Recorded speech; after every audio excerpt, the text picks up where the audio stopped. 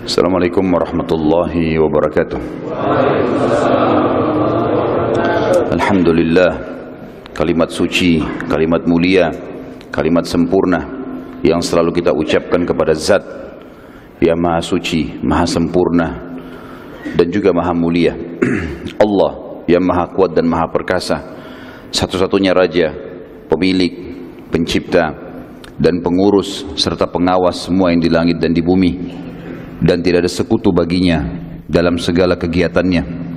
Allah yang Maha Kuat dan Maha Perkasa telah menggantungkan segala kebutuhan kita dengan kalimat sederhana tetapi penuh dengan kemuliaannya, itu Alhamdulillah. Maka sangat wajar kalau kita selalu mengucapkan kalimat ini.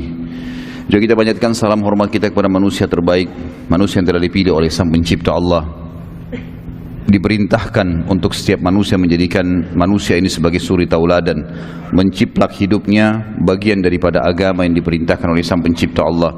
Makannya, minumnya, pakaiannya, berumah tangga, berekonomi, berinteraksi dan bergaul, serta juga bagaimana berpolitik.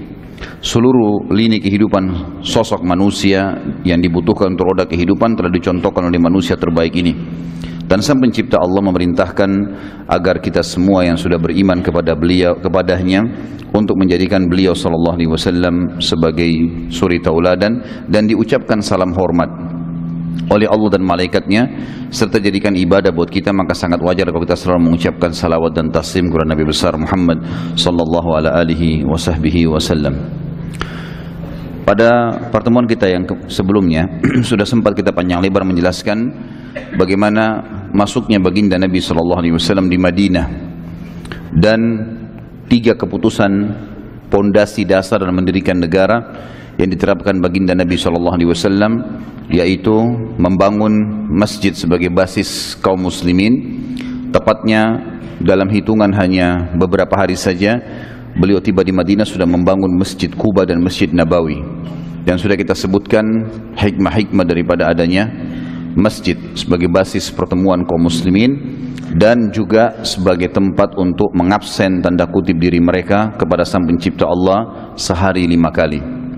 Kemudian keputusan yang kedua adalah keputusan mempersaudarakan antara muslimin yang datang atau pendatang muhajirin dari Mekah dengan orang-orang yang mukim atau penduduk asli setempat Madinah.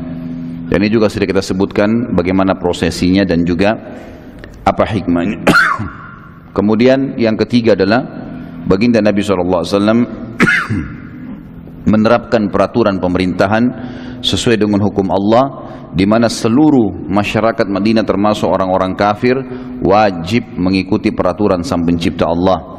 Dan sudah kita sebutkan ada 2 hal dalam poin ini, yaitu peraturan dengan orang-orang Yahudi di Madinah dan orang-orang sebagian yang masih musyrik dari orang-orang asli Madinah, dan juga untuk penduduk Mekah dari orang-orang Quraisy kalau datang ke Madinah untuk tidak dijamu dan juga tidak memberikan kepada mereka jaminan keamanan. Maka pada saat itu sudah saya katakan ada iklan perang dari Nabi SAW kepada Quraisy yang sudah menyiksa kaum muslimin dan menghentikan dakwah selama 13 tahun di Mekah.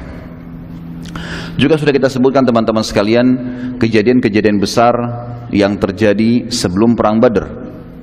Banyak sekali kejadian di tahun pertama Hijriah, menikahnya Nabi SAW dengan Aisyah, kemudian digenapkannya atau dilengkapkannya tata cara sholat seperti kita sekarang, yang tadinya cuma 2 rakaat semuanya, maka duhur ditambah 2, asar ditambah 2, maghrib ditambah 1, isya ditambah 2, dan itu juga di tahun pertama Hijriah. Juga dikumandangkan atau pertama diperintahkannya azan, karena memang azan belum ada di Mekah, tapi terjadi di tahun pertama Hijriah. Kemudian juga meninggalnya As'ad bin Zurarah radhiyallahu anhu, sahabat Nabi yang mulia yang pertama kali mendirikan sholat Jumat. Dan ada beberapa kejadian-kejadian besar yang sudah kita sebutkan, termasuk diperintahkannya puasa Ramadan di tahun kedua dari masa hijrah Nabi SAW. Kemudian ada banyak peperangan-peperangan Nabi SAW atau upaya Nabi SAW bersama dengan sahabat yang Nabi SAW membentuk mereka dalam bentuk Sariyah. Dan Sariyah sudah saya bahasakan, setiap pasukan yang kurang dari 100 orang namanya Sariyah. Dan Nabi SAW memiliki strategi perang yang seperti ini, sering mengutus suruh 10 orang, 8 orang, 20 orang, pokoknya di bawah 100 orang. Pasukan ini hanya untuk menyerang Di waktu-waktu tertentu yang diperintahkan Nabi SAW, musuh walaupun jumlah mereka besar, dan ini banyak sekali yang berhasil. Banyak sekali yang berhasil. Kemudian ada peperangan yang di atas 100 orang, tapi beliau SAW tidak hadir, namanya Ma'rakah. Dan ada peperangan dihadiri Nabi SAW langsung di atas 100 orang, namanya Ghazwah. Dan sudah kita sebutkan semua panjang lebar contoh-contoh daripada peperangan-peperangan tersebut dan terjadi sebelum perang Badar. Malam ini teman-teman sekalian, semoga Allah berkahi, kita akan masuk ke perang yang sangat besar di dalam sejarah Islam dan sejarah dunia. Dikenal dengan perang kemenangan pertama dalam Islam. Walaupun sebelumnya ada peperangan-peperangan, tetapi Nabi SAW sempat menulis perdamaian dengan suku Dumrah, yang sudah kita jelaskan juga tadi untuk pada pertemuan kita, namanya dipimpin oleh Majdi. Dan juga suku Mudlij yang juga sempat menghadang pasukan Nabi SAW dan meminta perdamaian agar jangan mengganggu kafilah Quraisy. Kita sekarang teman-teman masuk di tahun 2 Hijriah di bulan Ramadan secara khusus. Begitu akhir Sya'ban di tahun 2 Hijriah, turunlah perintah untuk berpuasa Ramadan. Maka mulai 1 Ramadan, mulailah muslimin berpuasa wajib pada saat itu. Sebelumnya belum pernah ada perintah Ramadan. Jadi kurang lebih 14 tahun dari masa dakwah Nabi SAW belum ada perintah puasa Ramadan. Nanti di tahun 2 Hijriah. Maka para sahabat pada saat berangkat untuk perang di Badr, mereka dalam kondisi berpuasa. Telah sampai informasi kepada baginda Nabi SAW kalau ada kafilah Quraisy. Dan sudah kita jelaskan kafilah itu kalau jumlah unta 3 ekor ke atas baru dikatakan kafilah. Dan kafilah Quraisy sudah kita jelaskan juga pada pertemuan kita yang sebelumnya, itu rata-rata di atas 1000 ekor unta, 1000, 1500 sampai 2500 sampai 3000, 4000 ekor unta. Kafilah dagang yang sangat besar. Nabi SAW sudah membentuk dari sebelum perang Badar ini banyak sekali sariyah-sariyah untuk menyerang kafilah Quraisy secara khusus. Karena ternyata orang-orang Quraisy mereka bejat sekali, terutama pimpinan-pimpinannya. Waktu kaum muslimin ditindas dan akhirnya mereka hijrah, maka para pimpinan kepala-kepala suku memperebutkan harta yang ditinggalkan oleh orang-orang kaya, termasuk hartanya Abu Bakar, hartanya Umar, hartanya Uthman, hartanya Abdurrahman bin Auf, sahabat-sahabat Nabi yang kaya raya. Diambil semua harta-harta mereka, bahkan istri dan anaknya juga ada yang diambil. Maka Nabi SAW membentuk sariyah tujuannya untuk membalas itu. Sering terjadi penyerangan-penyerangan tapi belum berhasil. Tepatnya 1 hari di bulan Ramadan, tepatnya di hari kedua Ramadan. Walaupun khilaf di antara ulama tentang hari ini, tapi ada pendapat yang mengatakan di hari 2 Ramadan. Jadi baru puasa sehari, terdapatlah informasi yang sampai kepada Nabi SAW, ternyata ada kafilah Quraisy yang sangat besar dari negeri Syam di utara Jazirah menuju ke Mekah dan melewati pinggir Madinah. Serta uniknya kafilah ini, dulu-dulunya sebelumnya kafilah selalu dikawal dengan 300 prajurit, 500 prajurit. Ini hanya dikawal dengan 40 orang. Padahal jumlah kafilah yang ada, unta-unta mereka dan harta yang mereka bawa itu lebih dari 2.500 ekor unta. Karena mereka anggap sebelumnya selalu berhasil, nggak pernah muslimin berhasil menyerang mereka, selalu lolos saja, gitu. Maka mereka merasa tentram. Dan uniknya juga kafilah ini, kebetulan sekali dengan hikmah Allah, semua harta muslimin yang dirampas oleh tokoh-tokoh Quraisy itu dikumpulkan menjadi satu, dipegang oleh Abu Jahal, oleh Abu Sufyan, Umayyah bin Khalaf, ya, Abu Lahab, banyak tokoh-tokoh Quraisy yang memang mengambil ini, harta ini. Lalu mereka menyatukannya di dalam satu kafilah ini. Jadi kafilah ini memang secara khusus adalah kafilah hartanya muslimin yang mereka rampas di Mekah. Nabi SAW dengar, dan kafilah dipimpin oleh Abu Sufyan. Waktu itu belum masuk Islam tentunya, karena masuk Islam nanti di pembebasan kota Mekah. Allah yang Maha Suci telah menentukan takdirnya pada saat itu, menyuruh Nabi Muhammad SAW untuk keluar serang kafilah itu. Tetapi jangan iklankan ini sebagai sebuah peperangan untuk merebut kafilah dan mengembalikan hak muslimin. Maka diiklankannya pertama kali sariyah atau Ghazwah, peperangan dipimpin Nabi SAW untuk menyerang kafilah Quraisy yang digabung antara orang-orang asli Mekah Muhajir dan juga orang-orang asli Madinah Ansar. Kalau masih ingat tadi saya sempat jelaskan di pertemuan kita yang sebelumnya, Sariyah-sariyah yang diutus oleh Nabi SAW selalu dari orang-orang Mekah, supaya tidak ada masalah. Jangan nanti orang menilai, oh ini Muhammad sengaja menyerang untuk merampas. Padahal sebenarnya tujuannya Nabi SAW mengembalikan harta orang-orang Mekah. Tapi khusus pada saat ini diiklankan siapa yang mau ikut menyerang kafilah Quraisy, termasuk orang-orang asli Madinah, boleh. Maka terkumpullah bersama Nabi SAW waktu itu 313 orang. Banyak yang tidak ikut memang, jumlah masyarakat Madinah banyak, ribuan orang. Tapi karena ini pilihan, bukan sebuah kewajiban, maka akhirnya yang ikut tidak banyak. Allah Subhanahu wa taala di sini dikatakan oleh para ulama sirah, tanda kutip ya, mengatur sebuah strategi atau rekayasa, tanda kutip tapi positif ya, sebuah strategi agar terjadi peperangan ini. Dan itu Allah sebutkan dalam surah Al-Anfal, surah nomor 8 ayat 5. A'udzu billahi minasyaitonir rajim. Kama akhrajaka rabbuka min baitika bil haqq. Kama akhrajaka rabbuka min baitika bil haqqi wa inna fariqam minal mu'minina lakarihun. Sebagaimana Tuhanmu telah menyuruhmu keluar pergi dari rumahmu hai Muhammad dengan kebenaran, padahal sungguhnya sebagian dari orang-orang beriman tidak menyukainya. Jadi di sini dimaksud dengan Allah mengeluarkanmu dari rumahmu hai Muhammad, di sini ada tanda kutip strategi atau tanda kutip rekayasa yang Allah SWT sudah atur, tidak negatif, ini positif tentunya. Kalau bahasa saya ini keliru, tentu saya tidak bermaksud negatif, tapi di sini adalah yang dimaksud Allah sengaja mengatur ini terjadi pertemuan ini. Nanti kita bacakan ayatnya. Sehingga akhirnya keluarlah dari Madinah Nabi SAW bersama dengan para sahabat. Waktu itu Nabi SAW pun belum mendapatkan informasi kalau akan terjadi peperangan. Ulama juga mengatakan firman Allah yang mengatakan kama akhrajaka rabbuka min baitika bil haqq, sebagaimana Tuhanmu telah menyuruhmu keluar dengan kebenaran hai Muhammad, adalah jelas di sini ada sebuah strategi atau rekayasa Sang Pencipta Allah untuk menjadikan pertempuran terjadi.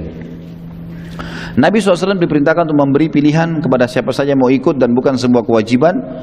Salah satu sahabat yang ingin sekali ikut dan akhirnya tidak punya uzur, tidak bisa ikut, akhirnya juga Nabi SAW memberikan kepadanya ghanimah, harta rampasan perang, dan juga mendapatkan pahala Badr, yaitu anak mantu beliau Utsman bin Affan radhiyallahu anhu. Pada saat dia sudah siap-siap ingin ikut berperang bersama Nabi SAW, maksudnya ingin menyerang kafilah. Belum dikatakan peperangan pada saat itu, karena peperangan nanti terjadi dengan satu hal yang Allah sudah atur. Jadi bukan berhadapan sama kafilah, tapi berhadapan dengan pasukan Quraisy yang keluar dari Mekah. Utsman bin Affan mengalami satu keadaan pada saat dia sudah siap-siap, tiba-tiba Ruqayyah radhiyallahu anha, anak Nabi SAW yang merupakan istri dia, sakit keras, dan Ruqayyah meninggal karena sakit itu. Maka Nabi SAW menugaskan Utsman bin Affan secara khusus untuk menjaga Ruqayyah. Jadi di sini bukan cuma karena menjaga istrinya, tapi menjaga anak Nabi SAW. Maka Utsman pun akhirnya tidak ikut. Tapi nanti kita akan lihat bagaimana Nabi SAW melibatkan Utsman bin Affan dalam pahala-pahala dan juga ghanimah. Sebelum jauh bicara masalah perang Badar, teman-teman sekalian, peperangan yang luar biasa pada saat itu, dan kita akan lihat bagaimana luar biasanya di sini campur tangan Allah yang sangat besar kepada jumlah muslimin yang sedikit yang akan melawan pasukan Quraisy.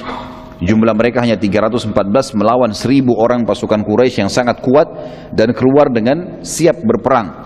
Tentu teman-teman sekalian, kalau Sariyah atau Ghazwah, karena Nabi SAW sini iklankan sendiri akan keluar, tapi jumlahnya cuma 300 saja. Persiapan mereka sederhana sekali.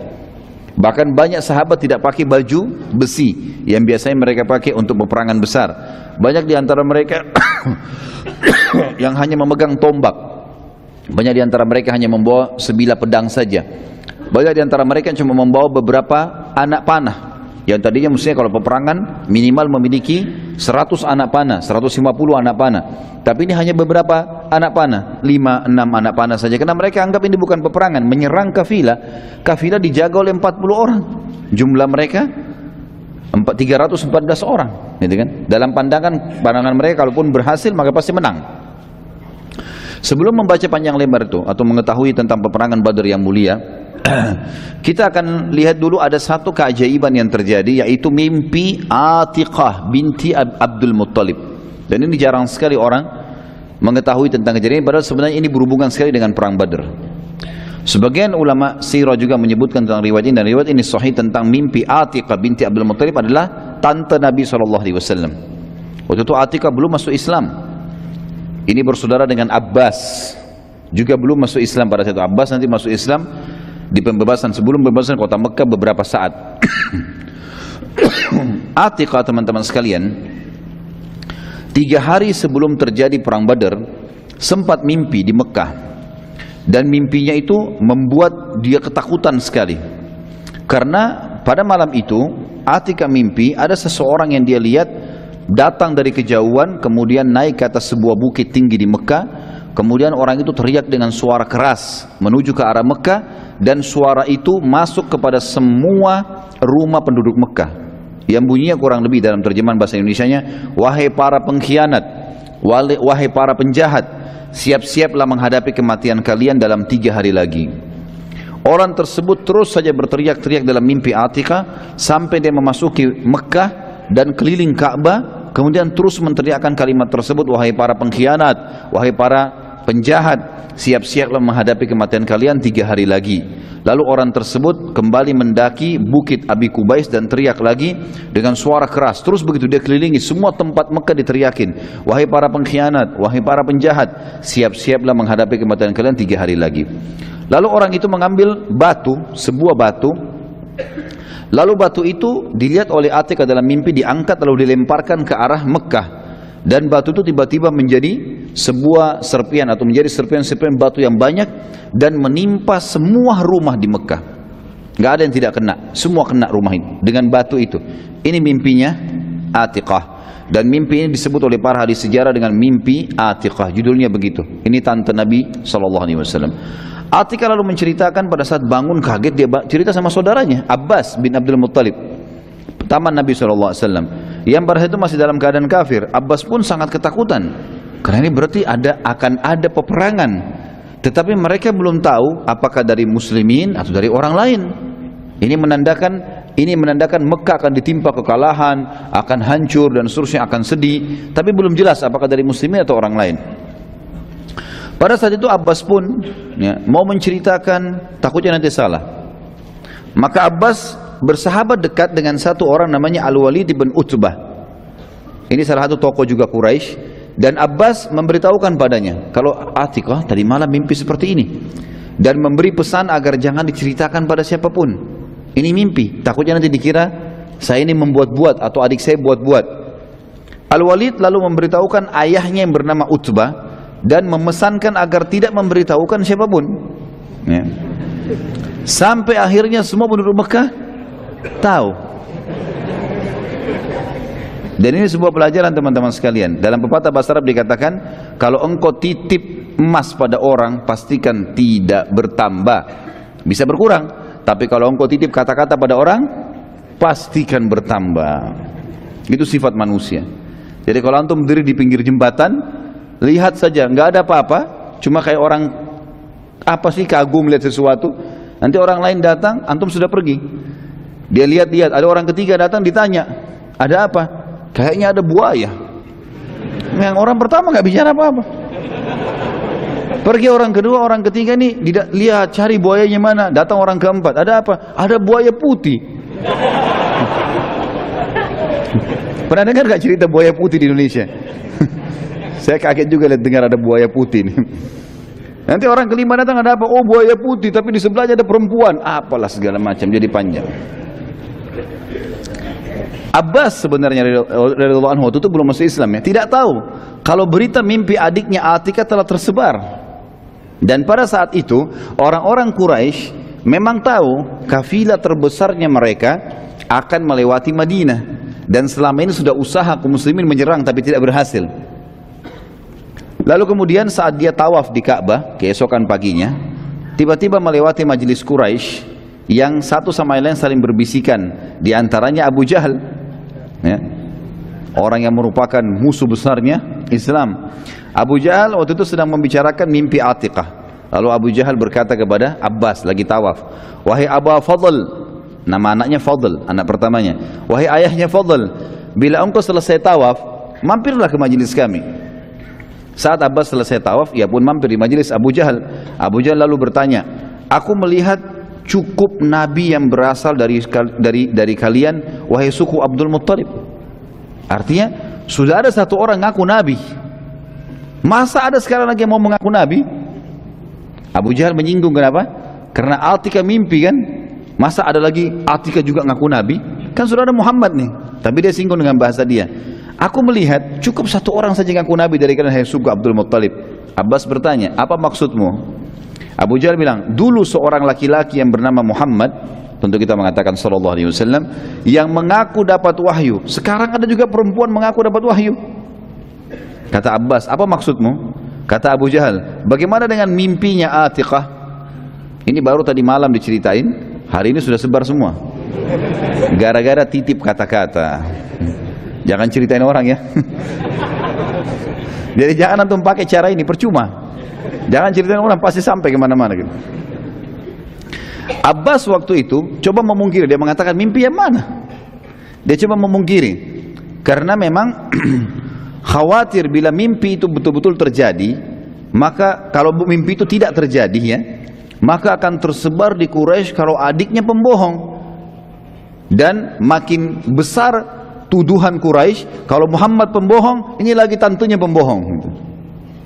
Maka Abbas bingung pada saat itu. Abu Jahal lalu berkata, "Bila 3 hari berlalu dan tidak terjadi apa-apa, maka aku akan menyebarkan tulisan bahwa suku Abdul Muttalib adalah paling pembohong dari suku-suku Arab yang ada." Abbas tetap memungkiri, dan masalah pada saat itu selesai dengan pernyataan Abu Jahal tadi. Sudah, Abbas tinggalkan saja. Saat Abbas balik, maka para wanita Abdul Muttalib mengurumuninya dan berkata, maksudnya dari suku Muttalib, "Bagaimana bisa engkau membiarkan Abu Jahal berkata semaunya tentang suku kita?" Abbas akhirnya datanglah ke sana, dikatakan oleh mereka, "Perangi dia, bunuh Abu Jahal itu." Gitu kan. Mereka panggil Abu Hakam waktu itu. Abbas akhirnya bertekad untuk menghadapi Abu Jahal bila 3 hari ia mau mempermalukan suku Muttalib. Artinya Abbas mengatakan, baiklah, kita lihat, kalau 3 hari dia mau mempermalukan suku kita, maka kita akan perangi, saya akan lawan dia. Dari sisi lain, kita sekarang tinggalkan Mekah dulu. Abu Sufyan pada saat itu lagi memimpin kafilah. Waktu dia sudah mau lewatin Madinah, dia selalu mengirim mata-mata, memastikan apakah muslimin mau menyerang atau tidak, gitu kan. Nabi SAW juga pada saat itu sudah tahu ini, keluar kafilah, sudah sekian hari lagi akan melewati tempat ini. Maka beliau pun mengutus mata-mata, dan mata-mata Nabi SAW ada 2 orang. Satu orang, yang pertama sahabat Nabi namanya Busbus bin Amr, dan juga yang kedua Adi bin Abi Darda. Busbus bin Amr dan Adi bin Abi Darda radhiyallahu anhuma ini diutus oleh Nabi SAW menjadi mata-mata.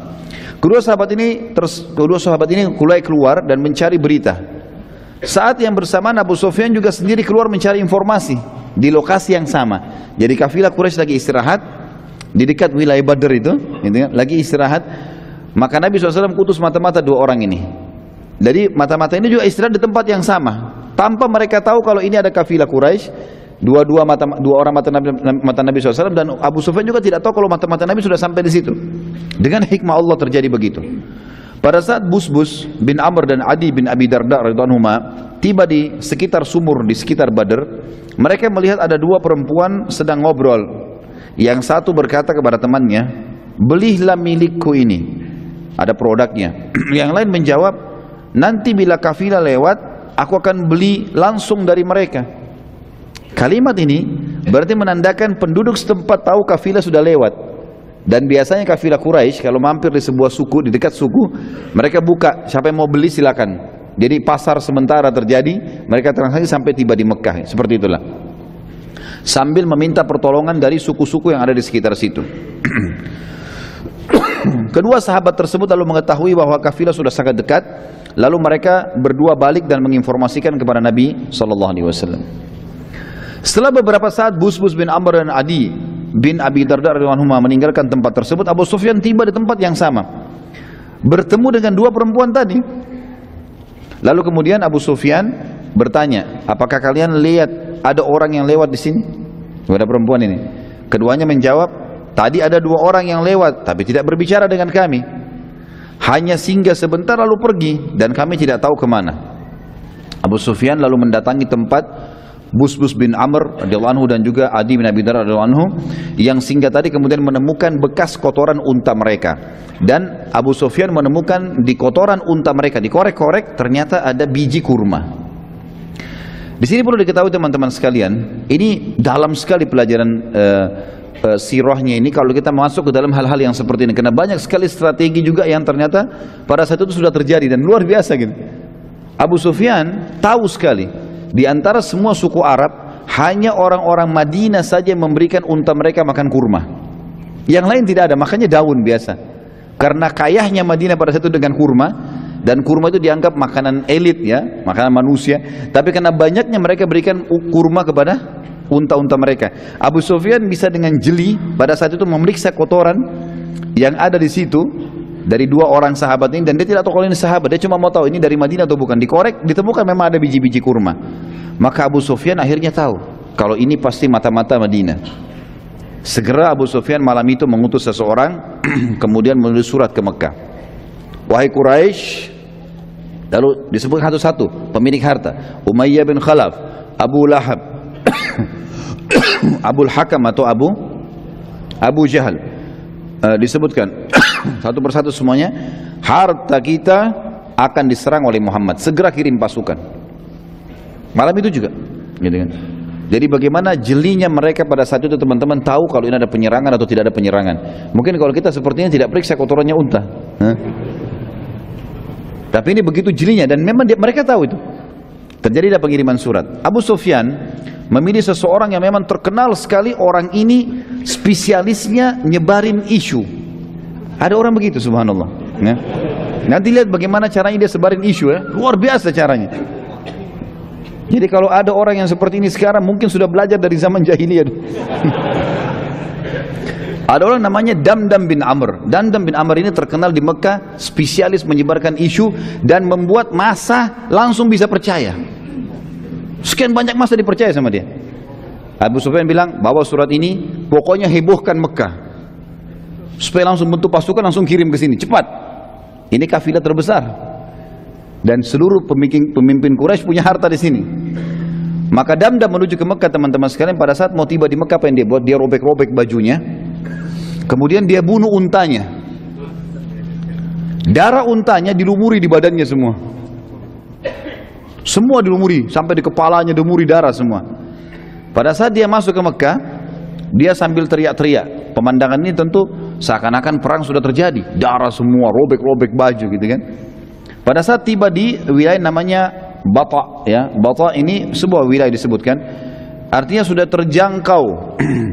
Pintu gerbang sudah kelihatan, penjaga pintu gerbang sudah kelihatan. Di atas benteng Mekah sudah ada pasukan-pasukan, ada prajurit yang jaga. Itu dia mulai teriak. Ini namanya daerah Bata. Bata itu daerah yang di depan pintu gerbangnya Mekah. Dia teriak Al-Gauth, Al-Gauth, artinya pertolongan, pertolongan, gitu kan. Dalam kondisi berdarah-darah semua ini, tapi darah unta, ya. Al-Latima, Al-Latima, Al-Latima itu penyerangan, penyerangan, gitu kan. Lalu sambil dia jalan, dia buat dirinya jatuh berdiri, padahal nggak apa-apa ini. Berdiri lagi, jatuh lagi. Orang lihat semua. Masuk pintu gerbang Mekah, teriak lagi Al-Gauth, Al-Gauth, Al-Latima, Al-Latima, pertolongan, pertolongan, penyerangan, penyerangan. Orang tanya, ada apa? Ada apa wahai Damdam? Dia tidak mau jawab. Dia nggak mau jawab. Tetapi dia jalan. Terus dia jalan. Orang sambil dengar, dia terus teriak Al-Gauth, Al-Gauth. Orang Mekah akhirnya kumpul, makin banyak, makin banyak, makin banyak, sampai sudah kumpul semua, dan dia berada pas di depannya majelisnya tokoh-tokoh Quraisy yang dikenal dengan Darunah II. Teriak-teriak lagi Al-Gauth, Al-Gauth, Al-Latima, Al-Latima, teriak-teriak begitu terus, ya. Maka pada saat semua sudah kumpul, maka orang-orang tokoh Quraisy yang bertanya, wahai Damdam, ada apa? Dan mereka tahu Damdam ini ikut dengan Abu Sufyan. Mereka tahu ini adalah ikut sama kafilah Abu Sufyan. Dan kebetulan Damdam pada saat itu salah satu dari 40 orang prajurit yang sedang mengawal kafilah. Kalau tidak salah memang dia juga pimpinan dari 40 pengawal itu, gitu kan. Maka dia pun akhirnya teriak-teriak, lalu dia mengatakan, penduduk Madinah dan Muhammad sudah menyerang. Bukan dia bilang baru persiapan ya, sudah menyerang kafilah. Gitu kan? Kalau kalian tidak berusaha menolongnya secepat mungkin, maka dipastikan harta kalian habis semua. 2.500 atau 3.000 ekor unta semuanya pasti akan habis. Maka pada saat itu teman-teman sekalian bisa dibayangkan bagaimana mahirnya Damdam ya, memutar rekayasa data sampai seakan-akan terjadi sesuatu dan penduduk Mekah segera mengumpulkan pasukan. Kalau tidak menggunakan cara ini, mungkin pasukan tidak terkumpul dalam satu malam. Tapi dengan cara ini, satu malam terkumpul semua. Dan terkumpul 1.000 personil pada saat itu. 700 pertama, 700 personil siap perang. Terutama musuh Islam Abu Jahal. Abu Jahal teriak-teriak nih. Kemudian dia teriak-teriak untuk memanggil seluruh kepala suku memerang. Kirim pasukan kalian. Sedikit kita selipkan kisah teman-teman, kisah tentang Abu Lahab dan Umayyah bin Khalaf di sini. Abu Lahab adalah paman Nabi SAW, paman kandung, ya, saudaranya Abbas, saudaranya Abdullah, ya kan, paman kandung Nabi SAW. Tapi dia membenci Islam dan sudah pernah kita jelaskan ada dua paman Nabi SAW yang mencapai masa kenabian, masih hidup dan mereka beriman. Itu adalah Hamzah dan Abbas radhiyallahu anhum majma'in. Ada dua paman Nabi yang sampai masa kenabian tapi tidak beriman. Itu adalah Abu Lahab dan Abdul Muttalib. Abu Lahab ini teman-teman sekalian, pada saat dia tahu hartanya banyak di situ, tapi karena dia merasa dia nggak perlu ikut, dia mau jaga Mekah, khawatir terjadi nanti peperangan benar, kemudian pasukan kalah, maka ini kesempatan dia menjadi pemimpin di Mekah. Dia kebetulan pernah mengutangkan uang kepada seseorang dan dia berkata kepada orang itu, kalau kau mau utangmu lunas, maka keluarlah mewakiliku, bilang aku mewakili Abu Lahab untuk keluar berperang. Maka orang itu pun setuju. Akhirnya orang tersebut pergi mewakili ya, Abu Lahab. Kemudian kisah yang unik adalah Umayyah bin Khalaf. Siapa Umayyah bin Khalaf ini teman-teman sekalian? Umayyah bin Khalaf ini sahabat dekatnya Abu Jahal, sahabat dekatnya Abu Lahab, tokoh Quraisy. Ada kisah dulu dalam riwayat Bukhari disebutkan. Umayyah bin Khalaf ini bersahabat dekat dengan satu orang dari Ansar, dari asli Madinah, namanya Sa'ad bin Mu'adz radhiyallahu anhu. Ini Sa'ad bin Mu'adz pimpinan suku Khazraj, ya. Terkenal sekali yang pada saat dia meninggal singgasananya Allah, arsy-Nya Allah goncang. Sa'ad bin Mu'adz ini bersahabat sama Umayyah bin Khalaf, sahabat dekat. Pada saat itu teman-teman sekalian, Sa'ad bin Mu'adz radhiyallahu anhu pernah, ini sebelum kejadian ini ya, jauh sebelumnya, waktu muslimin sudah pada hijrah ke Madinah, di tahun pertama Hijriah, beliau pernah lewat di Mekah dan ingin tawaf. Tapi Mekah sudah tidak bisa orang Islam masuk, kalau masuk bisa dibunuh. Cuma dia kepala suku. Dia suratin dari luar Mekah Umayyah bin Khalaf, sahabat dekatnya. Umayyah bin Khalaf ini kalau datang ke Madinah bertamu di rumahnya Sa'ad. Kalau Sa'ad ke Mekah jadi tamu di sahabat dekat. Dua-duanya pemimpin suku, ini di Mekah, ini di Madinah, dan dua-duanya orang kaya raya. Maka Umayyah mengatakan, masuk saja, saya akan lindungi kamu. Masuklah Sa'ad bin Mu'adz menjadi tamu di rumahnya Umayyah bin Khalaf. Begitu jadi tamu teman-teman sekalian, kata Sa'ad, wahai Umayyah, beritahukan kepada saya kalau Ka'bah kosong. Kapan kosong, tidak ada orang tawaf, orang Mekah, saya mau tawaf. Malam hari nggak apa-apa. Karena pada zaman itu teman-teman sekalian, orang-orang Quraisy banyak yang tawaf sambil telanjang. Dan mereka bersiul serta bertepuk tangan. Dalam Al-Quran dikatakan mukaan wa tasdiyah. Jadi mereka mengubah zikir-zikir dan doa dengan tepuk tangan dan bersiul.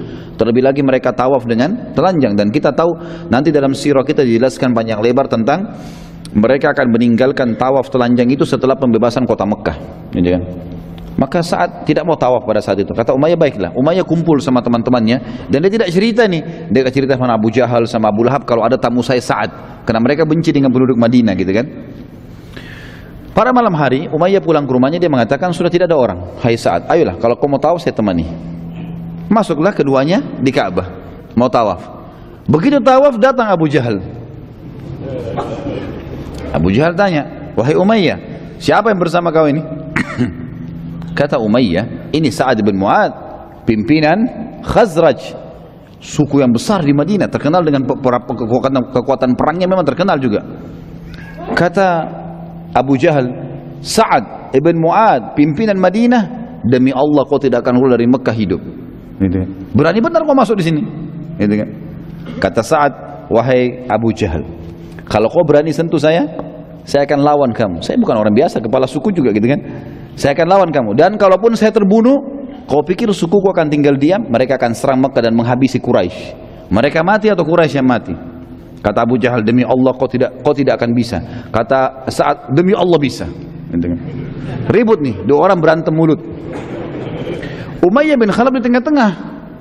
Dia lihat ke sebelah kirinya Abu Jahal, sahabatnya, pimpinan Mekah. Dia lihat sebelah Sa'ad bin Mu'ad, sahabatnya. Tapi ini muslim, ini kafir kan, seagama dengan dia. Dalam riwayat Bukhari dikatakan jiwanya Umayyah cenderung kepada Abu Jahal. Maka dia bilang kepada Sa'ad, wahai Sa'ad, jangan kau angkat suaramu di depan Abu Hakam, karena dia pemimpin lembah ini, dia raja kami, gitu loh. Sa'ad kepala suku, ini sahabatnya, tadi berikan jaminan, kenapa bukan membela? Ya kan gitu. Maka kata Sa'ad, wahai Umayyah, mulai sekarang tidak ada hubungan lagi sama kita. Dan perlu kamu tahu, ini informasinya, perlu kamu tahu, kalau Nabi kami Muhammad SAW sudah menginformasikan kami akan membunuhmu nanti. Jadi ada hadis yang disebutkan Nabi jauh sebelum perang Badar, kalau kami akan membunuhmu nanti, tapi tidak dijelaskan di mana. Umayyah waktu itu kaget. Dia lagi pegang sebuah benda, jatuh bendanya. Dan Umayyah ini sekali lagi kafir dengan risalah Nabi SAW. Tapi dia tahu Nabi jujur. Apa dia bilang? Apakah Muhammad menjelaskan? Apakah Muhammad menjelaskan di mana aku akan dibunuh? Kata Sa'ad, tidak ada informasi, tapi kami akan membunuhmu, itu pasti. Gitu kan? Maka pada saat itu teman-teman sekalian, dalam riwayat ini dikatakan Umayyah pun bingung. Maka Umayyah meninggalkan dua-duanya, pulang ke rumahnya. Rupanya karena Umayyah pergi, Abu Jahal takut juga. Nggak jadi berantem nih. Abu Jahal tinggalkan juga. Sa'ad bin Mu'ad pulang ke Madinah. Karena nggak jadi pertengkaran, dia sudah pulang gitu kan. Pulang ke Madinah. Umayyah bin Khalaf dinukil riwayat oleh beberapa orang sahabat yang waktu itu memang masih ada di Mekah, belum masuk Islam, menyaksikan Umayyah waktu pulang ke rumahnya sambil dia ngomong sendiri di jalan. Dia mengatakan, demi Allah Muhammad tidak pernah dusta. Pulang ke rumahnya, dia bilang sama istrinya, wahai istriku, apakah kau tahu apa yang diberitakan Sa'ad kepadaku malam ini? Kata istrinya, tidak. Apa itu? Istrinya juga kafir gitu kan. Dia bilang, Muhammad menginformasikan kepada pengikutnya, sahabatnya, kalau mereka akan membunuhku. Apa kata istri Umayyah? Orang kafir nih. Demi Allah Muhammad gak pernah dusta. Ini luar biasa nih pengakuan mereka tentang kejujuran Nabi SAW. Demi Allah Muhammad gak pernah dusta. Tapi apakah ada informasi di mana kau akan dibunuh? Dia bilang, saya sudah tanya kepada Sa'ad, tapi Sa'ad bilang tidak ada informasi dan tidak jelas kapan. Tapi istriku, saya pastikan pada kamu kalau saya tidak akan keluar dari Mekah. Pokoknya saya akan di sini teruslah. Saya nggak akan keluar dari Mekah. Baik, ini teman-teman sekalian, kejadian ini 3 bulan sebelum kejadian penyerangan, akan terjadi penyerangan kafilah Quraisy. Jadi Umayyah bin Khalaf ini berpegang terus pada kejadian itu. Waktu Abu Jahal keliling motivasi orang Mekah, ayo pasukan, ayo berkumpullah, peranglah, harta kita akan diambil. Terkumpul 700 orang. Setiap suku punya 100 orang. Umayyah bin Khalaf, ada 7 suku bergabung. Umayyah bin Khalaf ini punya suku teman-teman di Mekah, pas prajuritnya paling banyak 300 orang. Umayyah duduk depan Ka'bah. Pasukannya 300 duduk depan dia. Enggak ada yang ikut nih. Abu Jahal lewat. Abu Jahal bilang, wahai Umayyah, kenapa kau tinggal di sini? Kenapa enggak gabung? Ayo bergerak, hartamu juga ada di situ, akan diambil. Kata Umayyah apa? Wahai Abu Hakam, apa kau lupa ceritanya Sa'ad bin Mu'ad? Kalau Muhammad sudah menginformasikan akan membunuhku. Makanya Abu Jahal bilang, kenapa kau percaya itu dusta? Nggak usah percaya, nggak benar. Keluarlah, bergeraklah. 300 orang ini paling banyak, gitu kan? Dia bilang, demi Allah saya nggak mau. Abu Jahal bingung, ini pasukan paling besar. Gimana caranya? Dia pulang ke rumahnya, dia ambil dupa, teman-teman sekalian. Waktu itu ada dupa, khusus baunya itu kalau kecium bau perempuan. Jadi kalau laki-laki bau itu memalukan, aib. Diambillah bara api sama dia, dupa, ditaruh dupa tersebut, keluar wangi-wangian. Abu Jahal ambil punya istrinya, dibawa ke dekat Ka'bah. Lalu dia permalukan Umayyah di depan pasukannya. Dia bilang, "Tatayyab ya Umayyah. Nih, pakai minyak wangi nih, hai Umayyah." Umayyah tahu ini bawa perempuan. Kata Umayyah, "Kenapa kau kasih saya minyak wangi perempuan?" Dia bilang, "Karena kau perempuan, tidak mau berperang." Maka Umayyah marah, Umayyah tepis bara api itu, kemudian dia pun pulang ke rumahnya. Dia bilang sama istrinya, "Istriku, siapkan baju perang." Kata istrinya, "Kenapa? Kamu mau pergi?" Bukankah diingatkan? Bukankah Sa'ad bin Mu'adz sudah cerita kalau Muhammad mempromosikan sahabatnya akan membunuhmu? Dia bilang, "Saya dipermalukan sama Abu Hakam. Saya akan keluar sebentar beberapa langkah, habis itu nanti saya kembali."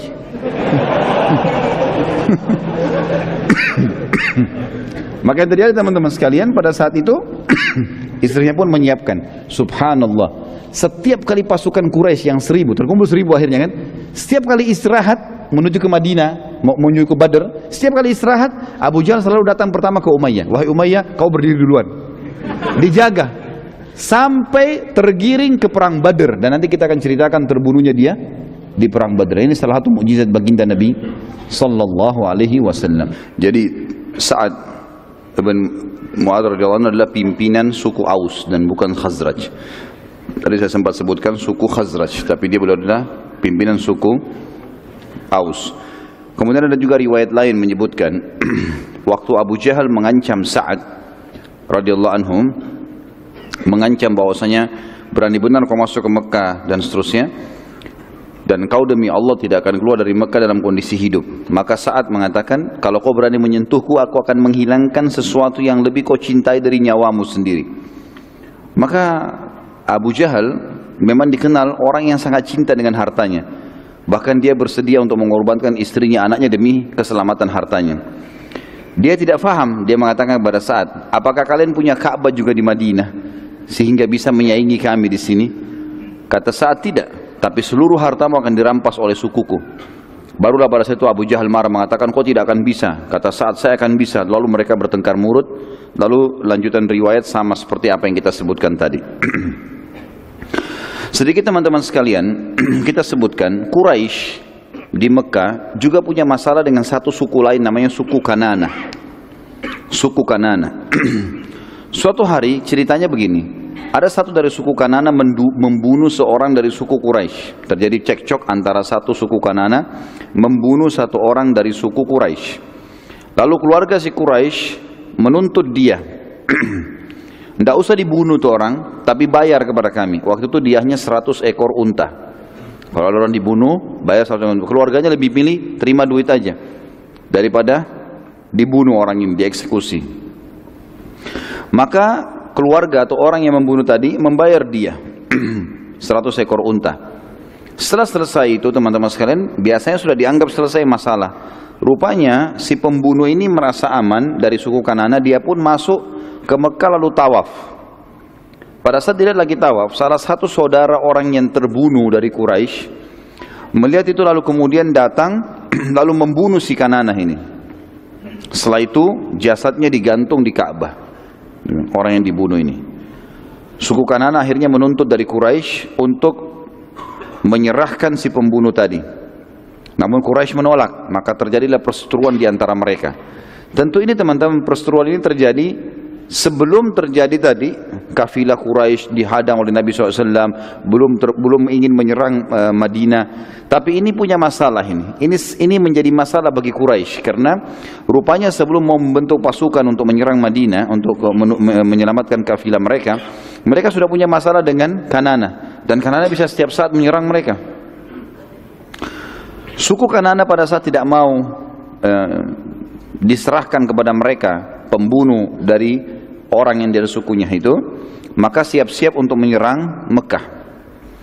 Hal ini menyebabkan Quraisy ragu menyerang Nabi SAW karena jangan sampai Kanana menyerang tiba-tiba. Dan dalam sebuah riwayat sahih disebutkan, maka syaitan bisa saja iblis langsung yang menjelma menjadi manusia, dan dia menjelma menjadi Suraka bin Malik al-Jush'umi. Suraka bin Malik ini adalah kepala suku Jush'um, dan Jush'um adalah cabang terbesar suku Kanana. Jadi Kanana tinggal jauh dari Mekah, jaraknya jauh. Tetapi syaitan datang menjelma, dan ini sudah pernah kita sebutkan juga pada saat terjadi kasus hijrah, di mana iblis menjelma lalu bergabung dengan majlis syurahnya orang-orang Quraisy, yang akhirnya iblis mendukung pendapatnya Abu Jahal. Masih ingat ya? Baik. Walaupun 3 orang yang jawab tidak apa-apa lah. Berarti yang lain lupa ini. Akhirnya teman-teman sekalian, syaitan menjelma jadi Suraka bin Malik Al-Jushumi. Nanti ini masuk Islam orang ini. Dan Suraka bin Malik ini yang sempat mengejar Nabi SAW waktu hijrah, yang akhirnya kudanya tenggelam, dia jatuh, dia dapat surat jaminan dan seterusnya. Syaitan menjelma jadi dia, kemudian bergabung di majlis syurahnya Quraisy. Lalu dia berkata, tidak usah kalian ragu, aku yang memberi jaminan kalian dari suku Kanana. Kanana tidak akan menyerang kalian. Padahal ini suku Kanana sudah siap-siap memang mau menyerang gitu ya. Quraisy pun pada saat itu merasa tenang karena Suraka bin Malik salah satu pemimpin Kanana, dan memang keputusannya di dalam suku Kanana didengar. Dan ini semua teman-teman sekalian karena syaitan tidak ingin agama Allah tersebar, dan dia ingin semua yang berhubungan dengan penghancuran Islam pasti diusahakan. Sisi yang lain, ini menandakan iblis dan syaitan umumnya tidak tahu yang gaib. Mereka tidak tahu kalau nanti terjadi perang Badar, muslimin yang akan menang. Mereka maunya pasukan Quraisy keluar. Jadi syaitan hanya bisa berusaha, dan mereka tidak tahu hal yang gaib sama sekali. Mereka berusaha menggoda kita, kalau kita tepis maka dia tidak tahu berhasil atau tidak, atau akan berpengaruh tidak tahu. Seperti itulah. Maka akhirnya orang-orang Quraisy berhasil terpengaruh oleh pendapat syaitan tadi, dan akhirnya mereka keluar. Dan Allah menceritakan masalah itu dalam surah Al-Anfal. Surah Al-Anfal ini banyak menceritakan tentang perang Badar. Surah nomor 8 ayat 48. A'udzu billahi minasyaitonir rajim. Wa idz zayyana lahumusy syaitanu a'malahum wa qala la ghaliba lakumul yawma minan nasi wa inni jarul lakum. فلما تراءت الفئتان نقص على عقبيه وقال إني بريء منكم إني أرى ما لا ترون إني أخاف الله والله شديد العقاب. Dan ingatlah ketika syaitan menjadikan mereka memandang baik pekerjaan mereka dan mengatakan, tidak ada seorang pun yang dapat menang terhadap kalian pada hari ini. Maksudnya tadi ini cerita tentang syaitan yang menjelma jadi Suraka bin Malik, memotivasi Quraisy untuk menyerang Nabi SAW. Maka syaitan berkata, tidak ada seorang manusia pun yang bisa menang terhadap kalian pada hari ini, dan sungguhnya saya ini pelindung kalian.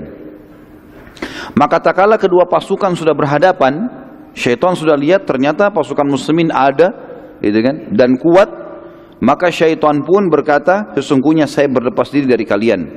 Sesungguhnya saya dapat melihat apa yang kalian tidak dapat lihat, dan sesungguhnya saya takut kepada Allah, dan Allah sangat keras siksaannya. Kata sebagian ulama tafsir, syaitan pada saat itu hadir di perang Badar, kemudian dia melihat malaikat yang turun membantu kaum muslimin. Maka pada saat itu dia mengatakan, saya takut, saya lihat apa yang kalian tidak lihat. Saya bisa lihat malaikat, kalian tidak bisa lihat malaikat. Dan saya takut kepada Allah karena Allah sangat keras siksaannya. Kalau malaikat begini sudah datang, habis nih ceritanya. Udah pasti kalah gitu. Tapi tadinya dia yang memotivasi orang Quraisy untuk keluar. Bayangkan sini teman-teman pentingnya belajar sirah nih. Jadi ternyata ayat ini kalau kita baca dan kita tidak tahu sebab turunnya, sebab kejadian kita tidak paham nih. Mungkin hanya umum, oh syaitan menggoda, tapi ternyata ini terjadi dengan luar biasa ya. Syaitan bisa menjelma jadi manusia, memotivasi orang-orang kafir untuk menyerang Nabi SAW. Dan ini sebab turunnya ayat, dan hadis ini hadis sahih menjelaskan tentang kejadian tersebut. Nabi SAW pada saat mengetahui Quraisy keluar dengan kekuatan 1000 orang, beliau SAW mengetahui kekuatan pasukannya hanya 313 orang, 314 dengan beliau SAW. Jadi ini cuma 30% dari kekuatan orang Quraisy kurang lebih. Dan perlu diketahui 314 orang ini niatnya bukan untuk perang. Makanya saya bilang tadi lebih sederhana. Tidak pakai baju pedang, tidak pakai baju besi, tidak pakai topi besi, pakai pisau, pedang sederhana. Ada yang cuma bawa tombak, ada yang cuma bawa beberapa busur panas saja. Pada saat itu jumlah sahabat tepatnya 313 orang, 314 dengan Nabi SAW, dan hanya terdiri dari 70 ekor hewan tunggangan, 2 ekor kuda dan 68 ekor unta. Setiap sahabat saling bergantian menunggangi unta mereka, dan yang sama sekali tidak memiliki hewan, maka sepanjang perjalanan mereka berjalan kaki. Sementara Quraisy memiliki 1.000 orang, semuanya personil perang, terdiri dari 200 pasukan kuda dan 800 pasukan unta. Jadi semuanya menunggangi. Jadi kalau kita sekarang perang ini, ada pejalan kaki, gitu kan? Pasukan muslimin jumlahnya banyak yang jalan kaki dan cuma sedikit, 68 orang saja, 68 ekor unta saja dengan 2 ekor kuda. Jadi cuma 70 ekor kurang lebih. Jadi masih ada 200 sekian orang yang jalan kaki, lebih banyak jalan kaki gitu kan, dengan sederhana. Sementara Quraisy 1.000 semuanya menunggangi kuda. Kalau kayak zaman sekarang semuanya pakai tank dan yang lainnya sendiri cuma jalan kaki gitu. Quraisy juga membawa selain daripada 1.000 personel kuat ke perang itu, mereka membawa juga ratusan ekor unta yang membawa makanan-makanan, ya, logistik mereka. Kemudian juga mereka membawa banyak wanita, penari-penari, ya, yang sengaja dipilih, yang memiliki suara-suara yang indah, badan-badan yang indah untuk memotivasi pasukan untuk berperang. Pada saat pasukan sudah saling dekat, maka turunlah wahyu Allah yang maha tinggi dan maha pemurah menginformasikan pada Nabi SAW tentang keluarnya pasukan Quraisy. Jadi sampai pada saat Quraisy sudah keluar dan sudah mendekati Badr, Nabi SAW waktu itu belum tahu kalau Quraisy sudah keluar. Informasinya Allah sampaikan pas Quraisy sudah dekat lokasi. Makanya tadi saya bilang di awal, banyak ulama tafsir yang mengatakan ini tanda kutip rekayasa Allah, strategi Allah supaya peperangan terjadi. Dan perlu digarisbawahi, waktu itu pertama kali orang-orang Madinah ikut berperang bersama Nabi SAW. Jadi ini berat, peperangan pertama, bukan hal yang ringan gitu. Harus di sini punya motivasi yang besar. Maka Nabi SAW mulai bermusyawarah dengan para sahabat. Telah turun kepada saya wahyu, informasinya pada saat itu Quraisy keluar dengan 1.000 kekuatan, 200 pasukan kuda, 800 pasukan unta, gitu ya. Kemudian ditambah lagi dengan ratusan ekor unta membawa logistik mereka, dan mereka membawa para wanita dan bekal-bekal yang banyak. Maka Nabi SAW berkata, wahai manusia, berikan pendapat padaku, apa saran kalian? Dan ini sebuah hikmah yang sangat besar ya. Nabi SAW sebenarnya sudah dapat informasi pada saat itu pasukan Quraisy keluar dan Allah menyuruh menghadapi. Tapi Nabi SAW bermusyawarah dengan para sahabat. Bagaimana pendapat kalian untuk menghidupkan jiwa mereka supaya siap untuk perang? Abu Bakar tanpa nunggu, manusia yang paling mulia dalam Islam, tidak pernah terlambat dalam kebaikan. Sampai Umar bin Khattab mengatakan, saya tidak pernah melihat diri saya dan muslimin bisa melampaui Abu Bakar dalam kebaikan. Setiap Nabi sebutkan satu, dia sudah ada duluan. Selalu gitu. Sedekah, kita baru bawa harta sudah ada di depan Nabi. Umar pernah bawa setengah hartanya, datang ke masjid. Nah, waktu Nabi bilang jihad, sedekah, lalu dia kaget, Abu Bakar sudah ada. Padahal dia sudah bilang, waktu Nabi bilang jihad, saya hari ini akan dahului Abu Bakar. Begitu datang ke masjid, Abu Bakar sudah ada. Lalu Umar mengatakan, pasti hari ini sedekah saya lebih banyak, karena saya 50%. Seluruh harta setengahnya, setengah harta saya bawa. Lalu duduk, lalu dia tanya Abu Bakar, hai Abu Bakar, apa yang kau berikan? Kata Abu Bakar, seluruh harta saya. Abu Bakar berdiri. Pada saat itu ya, pada saat lagi genting-gentingnya nih. Ini tunggu pendapat. Ini satu pendapat berpengaruh besar pada perang atau tidak. Abu Bakar mengatakan, wahai utusan Allah, lanjutkan langkah Anda dan kami bersama Anda. Perang, pulang, kami siap. Nabi SAW berterima kasih pada Abu Bakar. Baiklah, terima kasih Abu Bakar. Nabi cuma bilang, berikan aku pendapat wahai manusia. Siapa lagi yang punya pendapat nih? Lalu berdiri setelahnya Umar radhiyallahu anhu. Umar berdiri mengucapkan kalimat yang sama dengan Abu Bakar, ya Rasulullah, melangkahlah. Di mana Anda mau pergi maka kami ikut. Perang, pulang. Nabi SAW terima kasih pada Abu Umar, lalu Umar duduk. Nabi masih ulangi, wahai manusia, berikan pendapat. Berdiri lagi sahabat Nabi yang mulia, Al-Miqdad Ibn Amr radhiyallahu anhu, terkenal. Miqdad ini teman-teman sekalian adalah orang yang luar biasa, sampai dikenal kekuatannya sampai dengan 1.000 orang. Umar bin Khattab pun mengakui itu. Dia mengatakan, wahai Rasulullah, berbuat apa saja yang telah Tuhan Anda perintahkan. Apa saja. Kami tidak akan mengucapkan kepada Anda seperti yang diucapkan oleh Bani Israel kepada Musa alaihissalam. Dalam surah Al-Ma'idah, surah nomor 5 ayat 24. waktu Musa alaihissalam diperintahkan Allah suruh Bani Israel itu, waktu selamat dari kejaran Fir'aun, serang Palestina, rebut Palestina itu. Rupanya mereka tidak mau, orang-orang Yahudi. Apa kata mereka kepada Musa? Mereka berkata, surah Al-Maidah, surah nomor 5 ayat 24, A'udzubillahi minasyaitonirrajim, qalu ya Musa, inna lan nadkhulaha abadan ma damu fiha, fadhhab anta wa rabbuka faqatila inna hahuna qaidun. Mereka berkata, hai Musa, ini termasuk sahabat-sahabat Musa ya, berkata pada saat itu, kami sekali-kali tidak akan memasuki Palestina selama-lamanya, karena selama mereka ada di dalam Palestina rupanya ada orang-orang yang asli turunan Yaman, mereka postumnya kuat-kuat, tapi mereka waktu itu menyembah berhala. Orang-orang Yahudi tidak mau masuk sana. Apa kata mereka? Pergilah kamu berdua dengan Tuhanmu, hai Musa, perangi, kalau menang beritahukan kepada kami, sementara kami akan tunggu di sini. Kurang ajar sekali. Apa kata Mikdad radhiyallahu anhu, ya Rasulullah, kami jalankan apa perintah Tuhan Anda dan kami tidak akan mengucapkan kepada Anda apa yang diucapkan Bani Israel untuk Musa. Tapi kami akan mengatakan, pergilah Anda dengan Tuhan Anda dan perangilah mereka, sementara kami akan bersama dengan kalian berdua berperang. Demi Allah, wahai utusan Allah, bila Anda membawa kami ke Biraqal Jimad, pastikan tidak seorang pun di antara kami yang berkhianat, pasti kami akan ikut. Perlu teman-teman garis bawahi, apa sih Biraqal Jimad? Kenapa Mikdad memilih kalimat ini? Biraqal Jimad, teman-teman sekalian, adalah sebuah tempat di wilayah Yaman. Antara kota Madinah dengan Biraqal Jimad ini ada 14 suku, semua suku jumlahnya ribuan orang, jadi ada puluhan ribu orang yang membenci dan siap memerangi Islam. Waktu itu jumlah mereka 300 orang saja. Apa kata Mikdad, ya Rasulullah, kalau Anda mengajak kami ke Biraqal Jimad, ya, ke sana, Biraqal Jimad ini tadi dari Madinah ke sana jaraknya ada 14 suku, ribuan orang, semuanya benci Islam. Kami lewatin satu-satu suku itu, kami perangin sampai ke lokasi itu, kami siap. Seperti itu bahasa, jadi luar biasa. Artinya jangan Anda menyuruh kami berperang satu peperangan, 14 peperangan pun kami siap. Kalimat yang luar biasa. Kata sahabat yang merawikan hadis ini, sungguh Mikdad telah mengucapkan kalimat di perang Badar yang aku berharap aku yang mengucapkannya, karena kalimat itu lebih aku cintai daripada humurun ni'am, atau nikmat yang terbesar, gitu kan. Karena kalimat ini mulia sekali. Nabi SAW masih belum puas. Beliau berterima kasih pada Mikdad lalu mengatakan, wahai manusia, berikan pendapat. Masih kurang kalau cuma 3 orang. Ayo, siapa lagi yang bisa pendapat?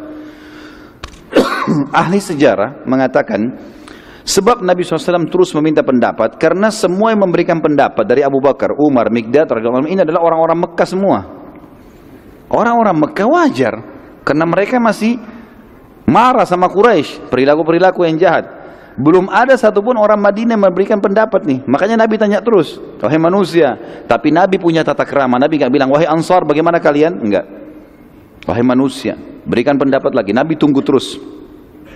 Terus saja, dan tercatat dalam sejarah ini baru peperangan pertama diikuti oleh orang-orang Ansar bersama Nabi SAW. Dan perlu digarisbawahi teman-teman sekalian, di Bai'at Aqabah pada saat Nabi SAW di Mekah dan orang-orang Quraisy, orang-orang Madinah datang membaiat Nabi SAW, memberikan kesetiaan, janji setianya, itu akan membela Nabi di Madinah, di kota Madinah. Di luar Madinah belum ada akad. Akadnya waktu itu, kalau Anda datang ke Madinah ya Rasulullah, kami bela Anda. Jadi belum ada akad, kalau sudah tiba di Madinah kami menyerang, Anda menyerang kami ikut, belum ada itu. Maka Nabi SAW ingin tahu ini, benar gak ini, gimana Madinah ini? Pada saat itu teman-teman sekalian, Sa'ad bin Mu'adz, tadi tokoh kita yang mulia, pimpinan suku Aus, tadi saya keliru, saya katakan Khazraj ya. Beliau berdiri lalu mengatakan, kami melihat ya Rasulullah, seakan-akan Anda menyinggung kami orang-orang Ansar. Kata Nabi SAW, iya ya. Karena ini berat, ini peperangan, menumpahkan darah, meninggalkan keluarga, segala macam. Saat lalu berkata, demi Allah ya Rasulullah, bila Anda menyeberangi lautan, niscaya kami akan senantiasa bersama Anda. Maka Nabi SAW sangat senang dengan pernyataan Sa'ad, karena Sa'ad mewakili orang-orang Ansar, pimpinan mereka. Lalu beliau bersabda pada saat itu, turun wahyu menyampaikan berita gembira khusus bagi yang hadir di situ. Kata Nabi SAW, berita gembira buat kalian semua. Ini yang hadir nih, 313 orang dapat berita gembira dari langit sekarang.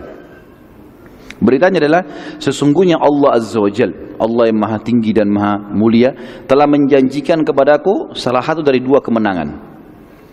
berhasil mendapatkan kafilah dan kita rebut semuanya 2.500 ekor unta, atau kalaupun berhadapan sama musuh pasukan Quraisy kita akan menang walaupun jumlah mereka 1.000. Maka para sahabat senang dengan berita ini, berarti berita wahyu langsung sampai dari langit. Ini pasti menang, mau lemah, mau jumlahnya sedikit, mau tidak punya keterampilan perang, pokoknya menang. Tiketnya sudah ada. Tapi para sahabat itu yakin benar. Anda nggak tahu kalau kita yang hadir pada saat itu. Allahu a'lam.